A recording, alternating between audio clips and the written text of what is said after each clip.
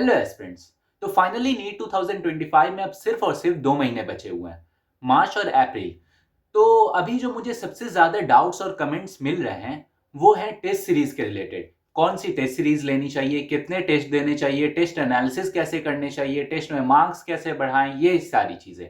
और genuine doubt है ये कि टेस्ट के रिलेटेड अभी डाउट्स आने चाहिए, क्योंकि अभी तुम्हारे लिए सबसे बड़ा, सबसे मेजर दो ही काम है अभी। एक है रिवीजन करना, बार बार रिवीजन करना, और दूसरा टेस्ट देना, उस टेस्ट का एनालिसिस करते रहना। यही दो काम है, रिवीजन, टेस्ट, टेस्ट का एनालिसिस, यही काम। ठीक है। तो अगर मैं थोड़ा सा कहूं कि अभी इस चीज का डिसीजन हो चुका है, ये डिसाइडेड है कि किसका सिलेक्शन नहीं होना है। क्योंकि जिसका सिलेबस नहीं हुआ होगा, मतलब कि जो जीरो से स्टार्ट कर रहा है, जिसका लेवल बहुत कम है, जिसका आधा से ज्यादा सिलेबस छूटा हुआ है, तो अब नियर टू इम्पॉसिबल है कि वो रिवाइव कर पाए। ठीक है। तो ये डिसाइड हो चुका है कि किसका सिलेक्शन नहीं होना है। लेकिन तुम इस बात की गलतफहमी में मत रहना कि किसका सिलेक्शन होगा। ठीक है। ये कभी डिसाइड नहीं होता। इवन नीट के दिन भी डिसाइड नहीं होता है, वो दिन भी पलट जाता है। ठीक है। इसलिए ये अपने आप पर कॉन्फिडेंस मत रखना कि तुम्हारा सिलेक्शन हो जाएगा। ठीक है। ओवर कॉन्फिडेंस मत रखना, कॉन्फिडेंस जरूर रखना। ठीक है। ओवर कॉन्फिडेंस मत रखना, क्योंकि अगर इन 2 महीनों में तुमने रिवीजन और टेस्ट में कुछ भी गड़बड़ी की, कुछ भी ऊपर नीचे किया, तो तुम्हारा सिलेक्शन हाथ से निकल जाएगा। इसलिए इन 2 महीनों को बड़े ध्यान से करना। अब आते हैं आज के टॉपिक पर कि टेस्ट सीरीज का क्या है, कितने टेस्ट लेने चाहिए, क्या है टेस्ट सीरीज, कौन सी टेस्ट सीरीज लेनी चाहिए। ठीक है। तो मैं अगर अपना पर्सनली बोलूं कि मैंने कितने टेस्ट दिए थे, तो मेरा फर्स्ट अटेम्प्ट था ये नीट 24, मेरा फर्स्ट अटेम्प्ट था, 685 आए थे मेरे। तो 11th में मैं बात करूं तो बहुत कम टेस्ट दिए थे। हर 3 हफ्ते या 2 हफ्ते पे एक टेस्ट देता था, रेगुलरली देता था। 2 हफ्ते या 3 हफ्ते पे एक टेस्ट देता था, बट टेस्ट एनालिसिस नहीं करता था, कुछ ज्यादा करता नहीं था। ठीक है। और मार्क्स भी बहुत लो आते थे, 400 से तो कम ही आते थे। ठीक है, इतने कम 11th में।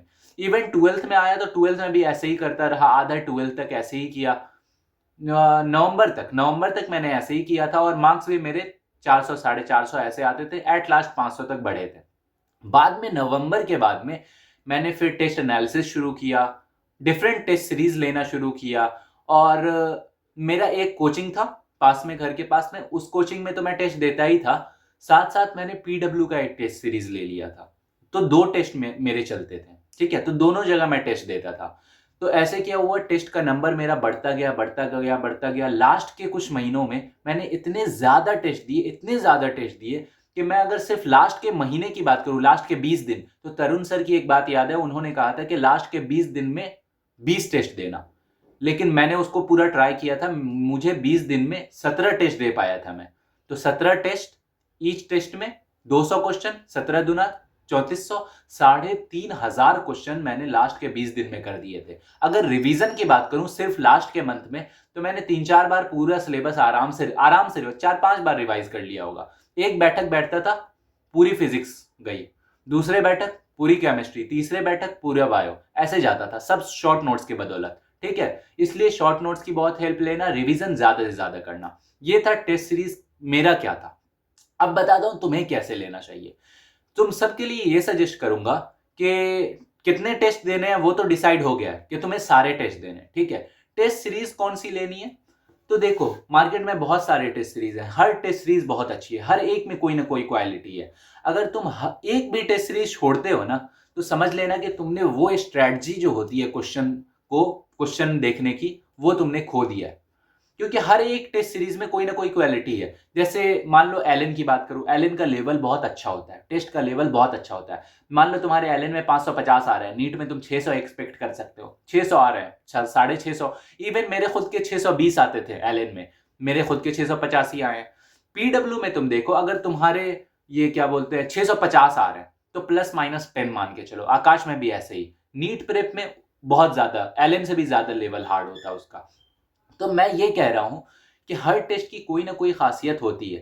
पीडब्ल्यू में तुम्हें लाइन में कैसे वो घुमा देंगे तुम्हें पता ही नहीं लगेगा। एनसीईआरटी जिसने मास्टर की होगी ना, उसे ही पीडब्ल्यू का टेस्ट सीरीज समझ आएगा। आकाश के क्वेश्चंस ऐसे होते हैं कि वो तुम नीट में डायरेक्टली एक्सपेक्ट कर सकते हो कि ये उठ के आ जाएगा, इतने ज्यादा बेस्ट होते हैं। तो आकाश की भी क्वालिटी बहुत अच्छी है, नीट प्रेप का लेवल बहुत अच्छा है। मैंने सारे टेस्ट सीरीज दिए हुए हैं। अब वो तुम्हें कैसे देना है मैं बताता हूं। ठीक है। सबसे पहले तुम्हारा एक मेन कोचिंग होगा जिसमें तुम जाते थे, जा रहे हो, जाओगे। तो उसके टेस्ट सीरीज को तो कंटिन्यू करना, उसे बिल्कुल भी मत छोड़ना, ठीक है। मैंने अपने कोचिंग का भी नहीं छोड़ा था, तुम भी मत छोड़ना, ठीक है। साइड में तुम एलन, पीडब्ल्यू, आकाश, कोई बड़ी कोचिंग का, कोई अच्छी कोचिंग का टेस्ट सीरीज ले लो, ठीक है, जो कि उसके साथ कंटिन्यू करो, दोनों ऑफलाइन में। ये तुम्हें बाय करना है, खरीदना है जाकर, उसको ऑफलाइन बिल्कुल अच्छे से अटेम्प्ट करना है, एनालिसिस करना है, बिल्कुल अच्छे से बिना कोई एब्सेंट किए हुए हर टेस्ट देना है रेगुलरली, ठीक है। ये हो गया दो जो तुम्हें ऑफलाइन देने हैं।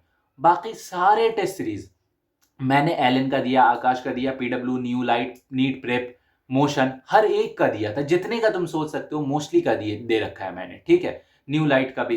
तो इन सब का क्या है कि तुम भी दो, तुम भी सारे टेस्ट सीरीज दो जितने भी आ रहे हैं। नीट काका का भी आता है, वो भी मैंने दे रखा था। तो इन सारे टेस्ट सीरीज को तुम दो। अब वो तुम्हें कहां से आएगा, तुम्हें भी पता है, बहुत सारे प्लेटफॉर्म्स हैं जहां पे तुम्हें फ्री में पीडीएफ मिल जाता है, उनका यूज करो। तुम्हें अपना सिलेक्शन चाहिए, ठीक है। और ये अगर किसी कोचिंग का, जैसे एलन का या आकाश का, अगर किसी का अभी टेस्ट सीरीज नहीं आया है तो आएगा, सबका आएगा, सबको अपना पैसा कमाना है, सबका आएगा, ठीक है। तुम्हें अपना सिलेक्शन चाहिए, तुम हर एक टेस्ट सीरीज को देखो, ठीक है, हर एक टेस्ट देना है, हर एक टेस्ट सीरीज का देना है, ठीक है। और रही बात दो ऑफलाइन की, उसे बहुत अच्छे से देखना, उसके गैप का ध्यान रखना कि वो जो गैप है एक टेस्ट दो टेस्ट के बीच में, वो अच्छा खास थोड़ा ठीक ठाक गैप हो, ठीक है। सिलेबस क्या आ रहा है वो भी ध्यान रखना। फुल सिलेबस टेस्ट आ रहा है तो कोई टेंशन नहीं है, ठीक है, वो तो तुम्हें देना है। अगर कोई टेस्ट कंटिन्यू हो रहा है, जैसे एलन का पिछले टेस्ट जो है वो कंटिन्यू हो रहे हैं, उसका फुल सिलेबस अब स्टार्ट हो जाएगा, तो वो तुम्हें क्या करना है, अगर एलन का अभी ले लोगे तो फुल सिलेबस में तो वैसे ही कंटिन्यू कर जाओगे। पीडब्ल्यू का चल रहा है, वो फुल सिलेबस करेगा, उसमें कंटिन्यू हो जाओगे। तो मैं ये कह रहा हूं कि कोई भी एक अच्छी सी टेस्ट सीरीज ले लो, उसको अपने मेन कोचिंग के साथ कंबाइन करके चलाओ, दोनों को ऑफलाइन में। बाकी जितने भी टेस्ट सीरीज हैं सबको ऑनलाइन चलाओ ही चलाओ। ये भूल में मत रहना कि तुम्हारे दो कोचिंग चल रहे हैं हो जाएगा, हो जाता है, हो जाता है। बट वो जो स्ट्रैटेजी होती है, हर एक क्वेश्चन की अलग अलग स्ट्रैटेजी, वो पावर तुम में तभी आएगी जब तुम डिफरेंट क्वेश्चंस देखो, different type of questions, different type of test series. इसलिए बोल रहा हूं। तो टेस्ट सीरीज बहुत ज्यादा देना, बहुत ज्यादा टेस्ट देना। रिवीजन जितना ज्यादा करोगे उतना ज्यादा फायदा होगा। मैंने अपना बताया कितना रिवीजन किया मैंने, ये सारी चीजें ध्यान में रखो। टाइम बहुत कम है, इस वजह से बहुत अच्छे से कोई भी गलती मत करना, ठीक है। बाकी वीडियो में कुछ भी अच्छा लगा हो तो लाइक जरूर कर देना, और कोई भी डाउट हो, कोई भी डिस्कशन हो, टेलीग्राम ग्रुप का लिंक होगा मेरे डिस्क्रिप्शन में, और बाकी कमेंट कर देना, मैं रिप्लाई कर दूंगा। Thank you.